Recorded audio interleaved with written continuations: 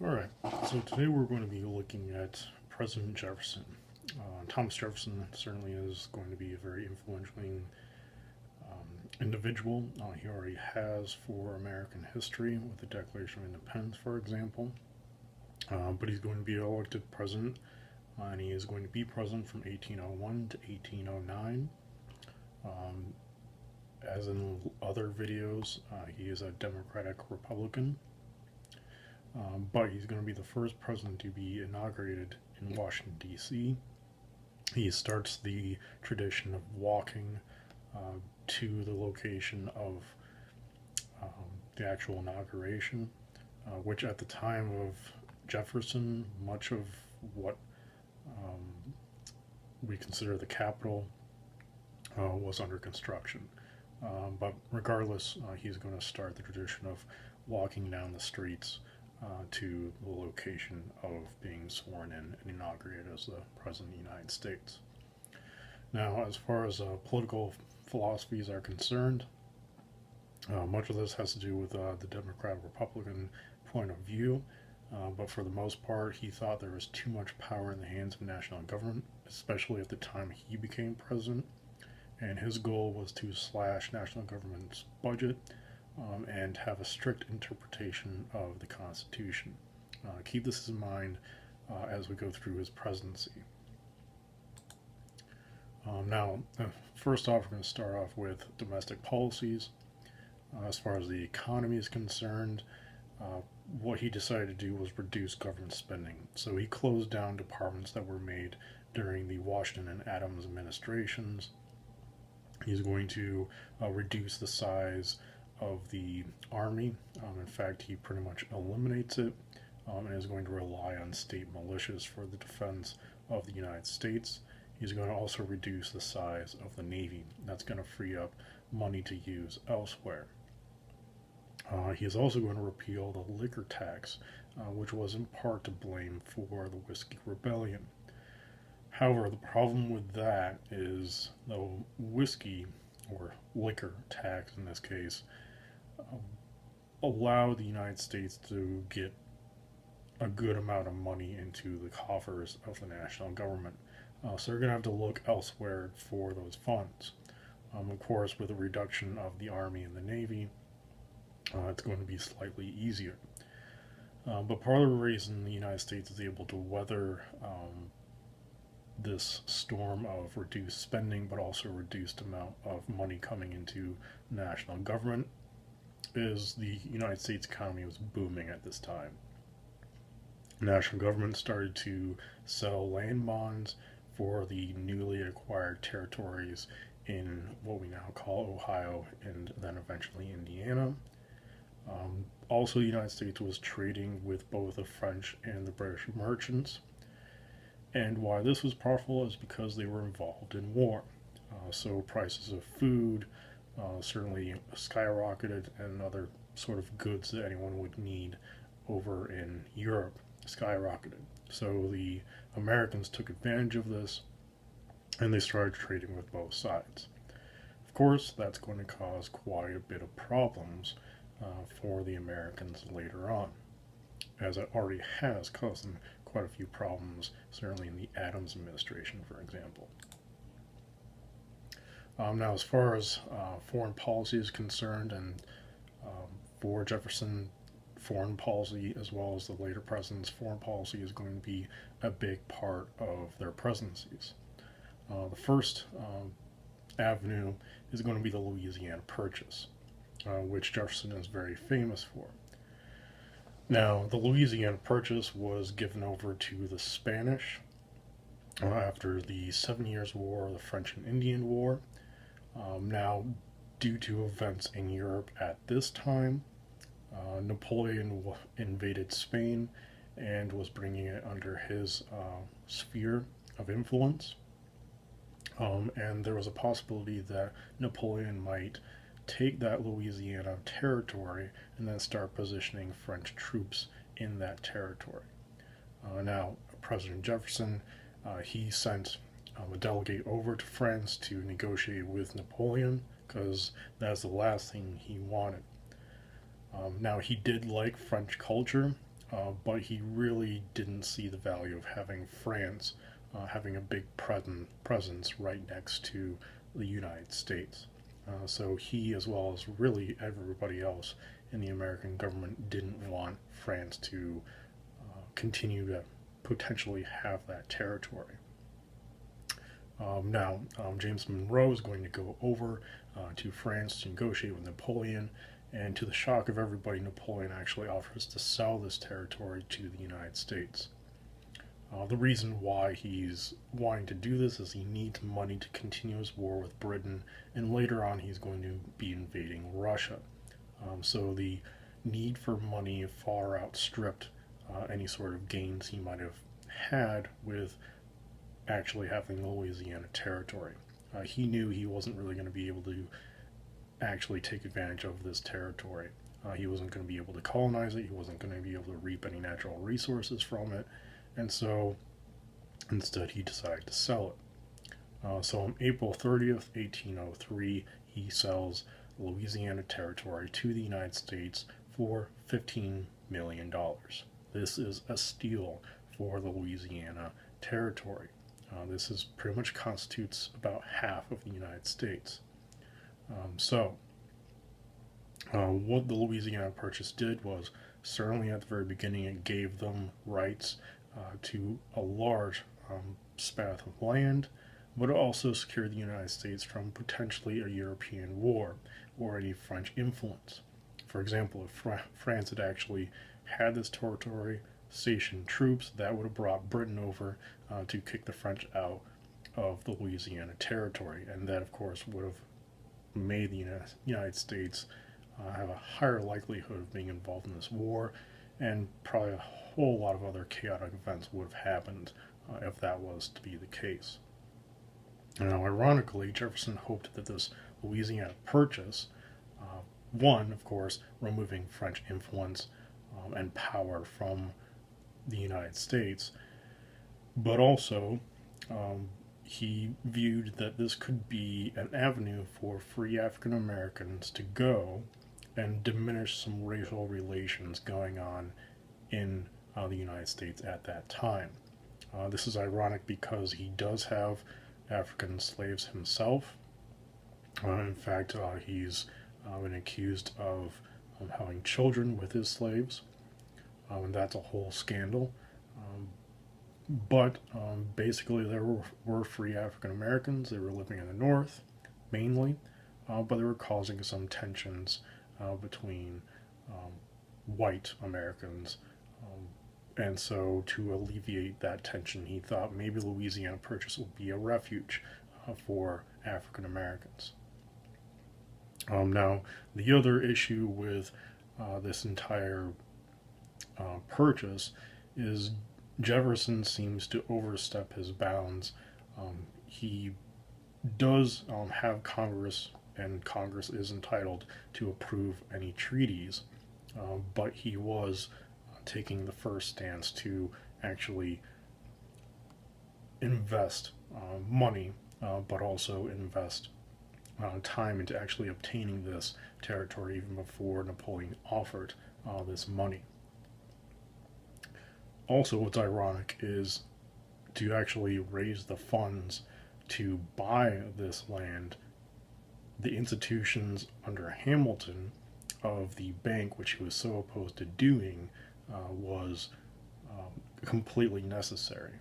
So he's using these systems that he opposed to actually accomplish the purchase of the Louisiana Purchase.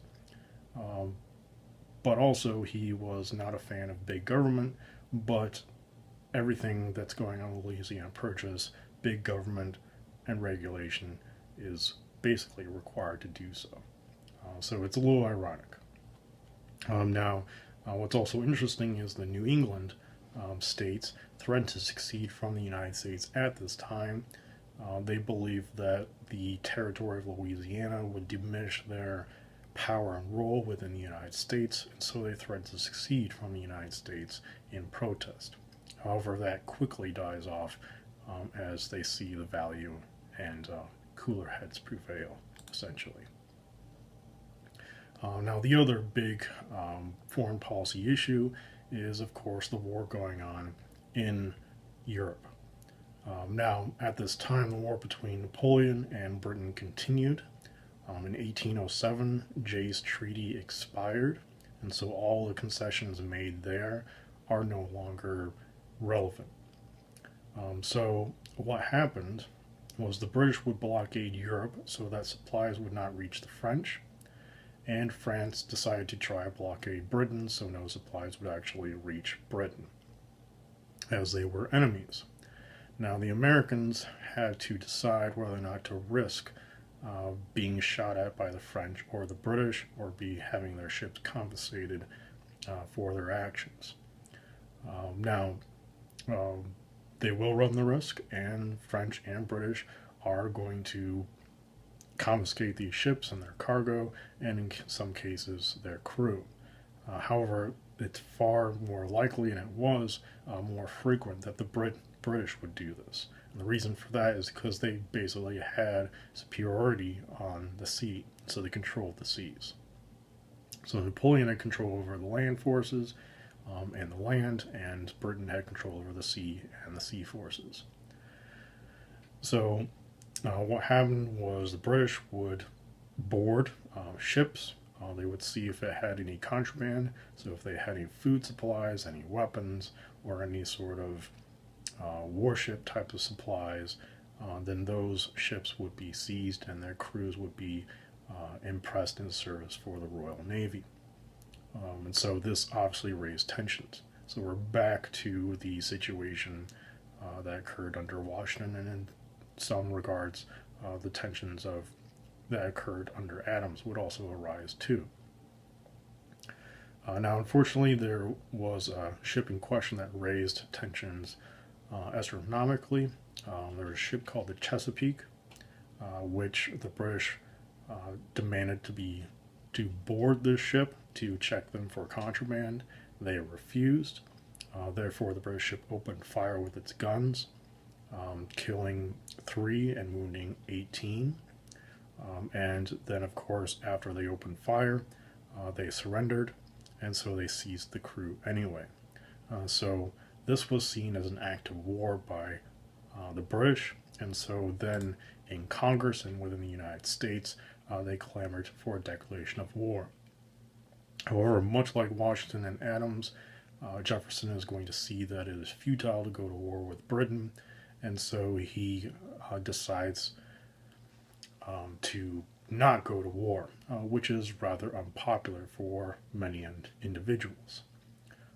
But what Congress does is they come together with a plan called the Embargo of 1807. And what the embargo would be to prohibit American ships to trade with any foreign country. Jefferson is going to get behind this plan. Now, this plan is a complete failure, and it doesn't really make a whole lot of sense. Yes, it will keep you out of war, but many of the industries within the United States relies completely on foreign shipping. So, for example, the northern colonies, they have a lot of wood, they have a lot of shipping type of supplies. They're going to want to trade that with, for example, Britain, who is very reliant on shipping. The South, on the other hand, they have tobacco and they have cotton. They're going to want to sell that abroad because that's how they make their business. And of course, other countries have a lot of supplies that they would like as well. While they're cutting this completely off from themselves, in fact, it cripples American profits. So, for example, in the years previous, they had made about $400 million a year. After this embargo, they made about $9 million a year. What this means is the amount of money that the national government has is completely cut out. They're not going to really be making any money. They're not going to be able to provide any of the services that they normally can. So this really cripples the American economy. What happens in reaction is smuggling operations explode. They had used this during the American Revolution, and now smuggling occurs once again.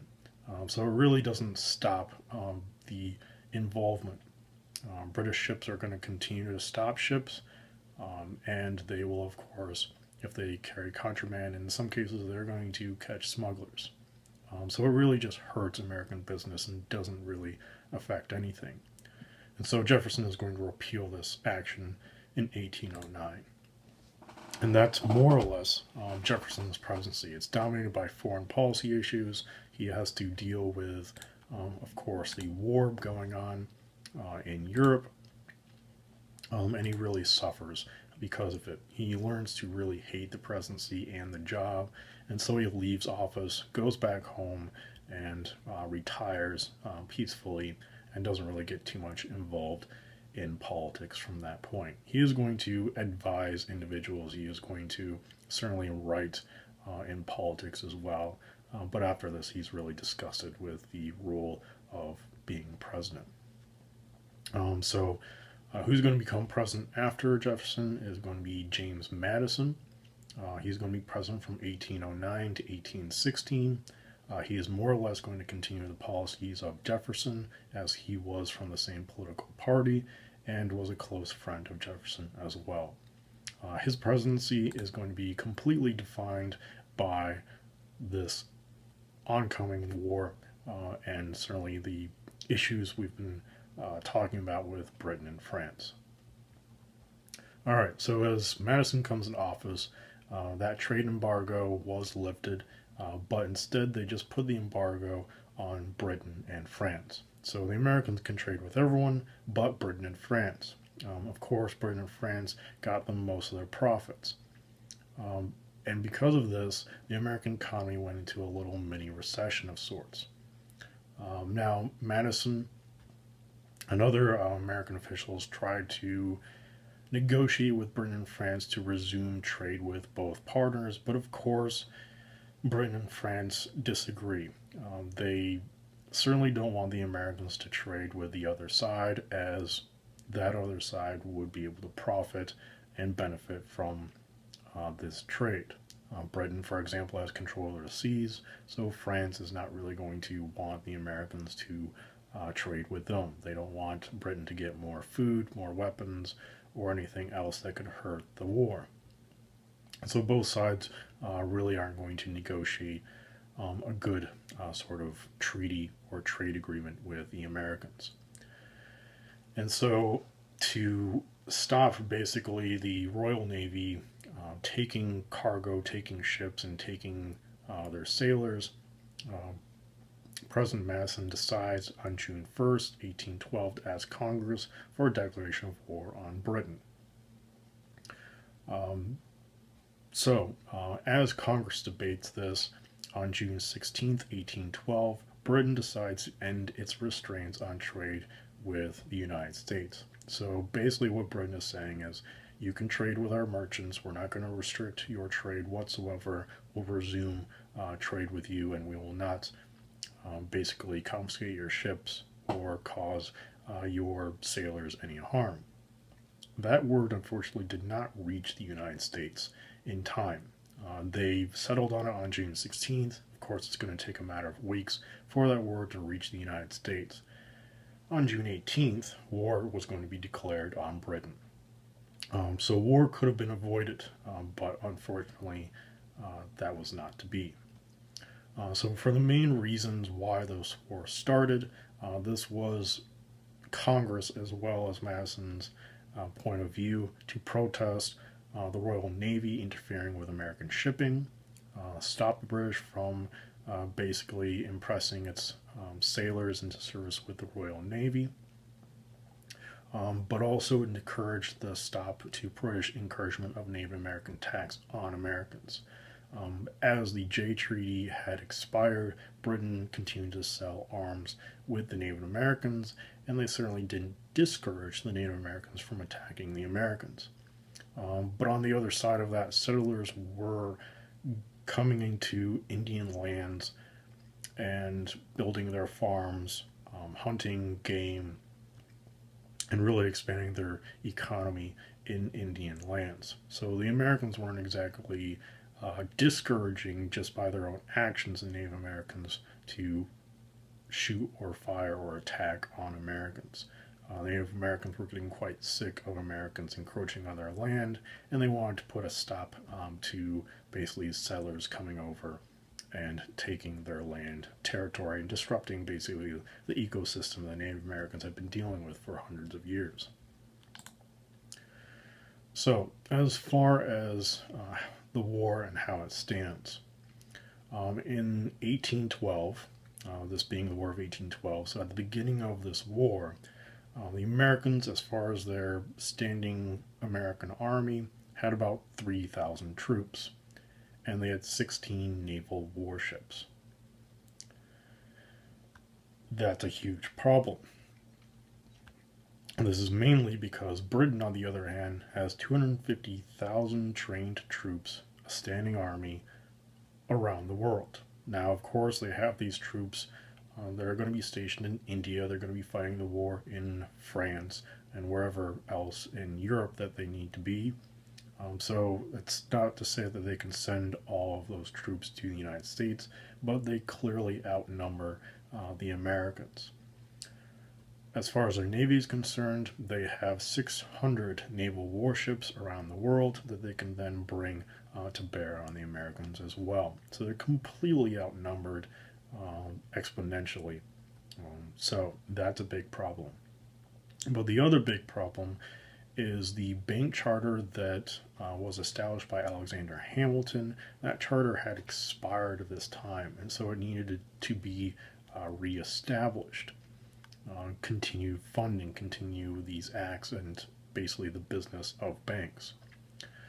But it expired, and so a bunch of different banks generally cropped up in all these different states, and these banks were unregulated, so they pretty much could do whatever they wanted. For example, a bank in Rhode Island printed out $800,000 worth of banknotes, but as far as being able to back that money, they could only back $45 in gold. That's a huge problem. That's just one bank. So as far as the United States being able to ask for loans or have a healthy economy during this war, that was just not going to happen. So for the actual war itself, much of the war is going to be through volunteers and militias, and that's going to be a huge problem because you don't have professional soldiers. Now, I'm not saying that volunteers and militias can't be good, but as far as supplies and people that experienced war and could be relied on, that was going to be a problem. So, as far as the war in the north is concerned, the Americans tried to invade Canada and to try to take Quebec, as it was seen by the Americans as maybe an easy target, but they also thought the Canadians actually wanted to free themselves from British rule. That was not the case. The Canadians wanted to remain with the British, and they defended Canada tooth and nail. So their entire perception of Canada was completely wrong. And so they did try to invade with a land force. It was completely wiped out. They surrendered. It really didn't go anywhere. There were a few naval victories around the Great Lakes, and that prevented essentially the transportation of a British army coming over the Great Lakes and invading the northern colonies. So there was a victory there for the Navy. As far as the war in the South, you had a volunteer, Jackson, Andrew Jackson, who will become a later president. And he is going to have a series of volunteers, and they're going to root out Indian tribes that were attacking Americans and being supported by the British as far as allies and also by arms. And they're going to root those out in what would basically be present day around Florida and Alabama region. So they start moving towards New Orleans. Now, unfortunately for the Americans, the war ends in Europe in 1814 with the British victorious. And so from this point, now the British can devote much of their army and navy to dealing with the Americans. Now, in August 1814, British forces invade Washington, D.C. They burned down the White House, they burned down the Capitol building, the Library of Congress, and much of the houses, of course, nearby and buildings in D.C. were also going to be burned to the ground. So after the war, basically the United States is going to have to rebuild everything in Washington, D.C. So that's rather unfortunate. And it's certainly going to be demoralizing for the Americans. Now, luckily, Madison and his wife are going to save the Declaration of Independence and a portrait of George Washington. So if you see those in D.C. now, the only reason we have those is because of the President of the United States and his family. Now, as far as after that, they tried to invade the Baltimore Harbor. They were unsuccessful. That fort was able to fend off the British naval bombardment. This is the scene where you get our national anthem. So the resolve of holding on to that fort may have come from the resilience of trying to stick it to the British for burning down the White House, for example. But regardless, they are defeated in this naval engagement. What happens shortly after this burning of Washington, D.C. is you have peace negotiations. Basically, a few Americans are going to go over. For example, John Quincy Adams is going to be part of this. He's going to try negotiate a peace between the Americans and the British. Basically, the defeats on both sides are going to encourage both sides to end the war. So the Americans, with their defeats for certainly their invasion of Quebec, that's going to encourage them to sue for peace, as well as the burning down of Washington, D.C. That was a big one. But the British are also defeated during the Great Lakes, but also in the Chesapeake with the harbor of Baltimore. So that brings them to the negotiating table. Now, American and British merchants wanted to resume trade. They really didn't want this war to occur because, as far as they were concerned, they just wanted to trade with one another. And in fact, that actually was resolved prior to the war, but war had already been declared. Now, on December 24th, 1814, peace was going to be achieved. They do sign the peace agreement. And basically, what they decide to do is just end hostilities. The United States will keep all of its territory, Britain will keep all of its territory, and they'll just basically go home and continue business as usual. However, as mentioned before, it's going to take a few weeks for the word to actually reach the United States, and vice versa, the armies of the British Army or Navy. And in fact, the Battle of New Orleans is going to occur after the peace. And what happens is Andrew Jackson is able to defend basically New Orleans and keep it from British hands. If the British had actually been able to take New Orleans, maintain that territory, then they might have wanted to renegotiate the peace agreement. So Andrew Jackson, certainly his achievement shouldn't be discounted by any means. So a little bit of the aftermath. Basically, both political parties are going to have a realization. Now, certainly Jefferson's Democratic Republicans, they're suing for a small government, a ridiculously small government at that. And the Federalists are arguing for a bigger government. And both sides basically realize they can't have a government where there isn't a standing army or a standing navy, so they can't defend themselves. They both also realize the importance of the national bank, and they also understand the importance of good roads and canals to link all the portions of the United States as well. So what you're going to see after this war is you are going to see an increase in actual trained military personnel for all the branches. You're going to see the national charter is going to be renewed.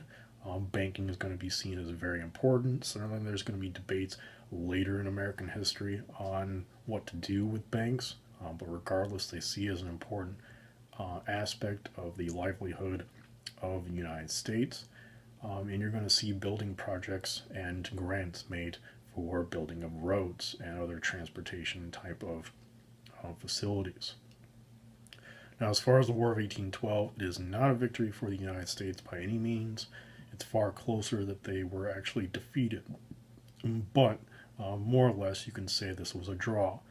If it was prolonged, certainly Britain could have used its army and navy to defeat the Americans to get a far more useful peace treaty for the British at least, but this was an embarrassment. And it certainly validated the concerns of Washington, Adams, and Jefferson to keep the United States out of war. So certainly when they do get involved in this war, they're going to realize that they were right, and as a result, also, the United States is going to no longer ignore foreign policy. What much of the American presidents were trying to do was just not get involved in foreign policy whatsoever, not to negotiate with Europeans whatsoever. They're going to realize they're going to have to do this at least in some regard. It's not going to be major, but they're going to try and realize that they can't really do everything with limited resources. They don't have the greatest army, navy in the world. They were kind of riding high on the Revolutionary War and the progress they made as a country. This kind of shocks them back into a more realistic look into what they can and can't do. So the United States becomes a little more tame after these events. That, unfortunately, pretty much ends Madison's presidency. As I said, this war is going to define basically the United States under his presidency, which is going to happen from time to time. For example, President Lincoln, his presidency is defined by the Civil War. FDR, most of his terms are defined by World War II. So that ends basically this portion on President Madison.